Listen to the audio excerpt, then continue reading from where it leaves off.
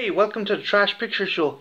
This video might be a day or two late, but if you're watching in the States, it still might be Friday the 13th. And I'm just going to quickly go over the franchise and my favourite Friday the 13th movie, which is Friday the 13th Part 3 or Friday the 13th 3D. Now, a lot of people might argue that the Halloween franchise is a lot better, but I think while Michael Myers and Jason Voorhees are the same, at least Friday the 13th, it doesn't take itself too seriously. It's very campy, it's very gory, and it's very silly. Granted, the stories are fairly formulaic. A group of teenagers and counselors go to Camp Crystal Lake, and Voorhees offs them in the most spectacularly gruesome ways possible. But there is some very tongue-in-cheek kind of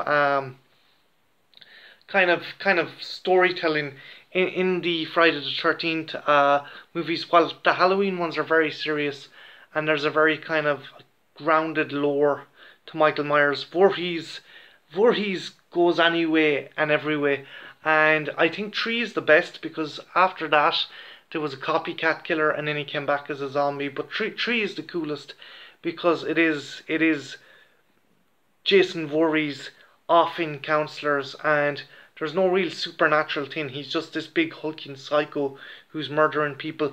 Now, this movie came out in '82, and they were really trying to push the whole 3D gimmick. So there's a bit where this girl is kind of out on a lake on the kind of the docking area, and Jason comes out, and she thinks it's one of the trickster kind of camp counselors, and she gets shot with a harpoon gun, and the harpoon comes straight at the screen and goes into her eye. And there's another scene where this guy, his head's being crushed by Jason, and his eye literally pops out of his head.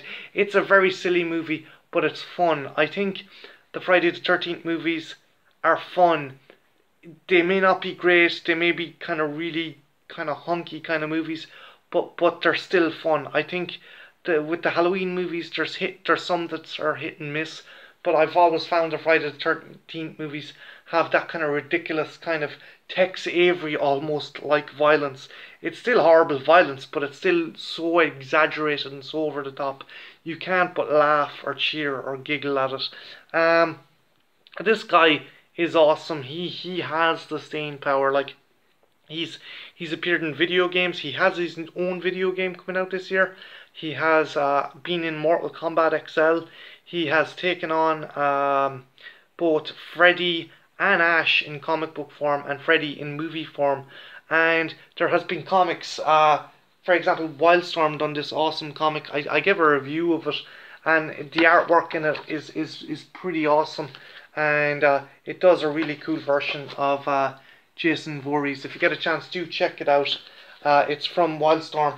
Also, if you're a Friday the 13th fan, I really recommend this book. It's called Crystal Lake Memories, and it's essentially a kind of guide to the making of all the movies. You've input from the likes of Tom Savini, and it just shows how all the effects were done, and like the practical effects, and there's stuff there from Jason X, and it's just a really cool book for Friday the 13th fans. As I said, this is kind of a really quick, late review. Friday the 13th is probably over and done with, but I just said I'd get my 2 cents in it because I really enjoyed the franchise. And as I said before, Halloween takes itself very seriously, and as a result, it kind of doesn't really have a kind of funny kind of element that you can laugh or cheer at, while Friday the 13th does. Halloween, it takes itself too seriously, and sometimes that plays against it. At least with Friday the 13th, they didn't take themselves too seriously, and you can have fun with it. And that's why I think the Friday the 13th series is a lot better than the Halloween series. My name's Martin. This has been the Trash Picture Show. If you're a Friday the 13th fan, tell me which is your favourite movie, which is your favourite kill, and who was your favourite Jason? Was it Ken Kazar or Kane Hodder or whoever else? And yeah, have a good one. Have a good Friday the 13th. Bye now.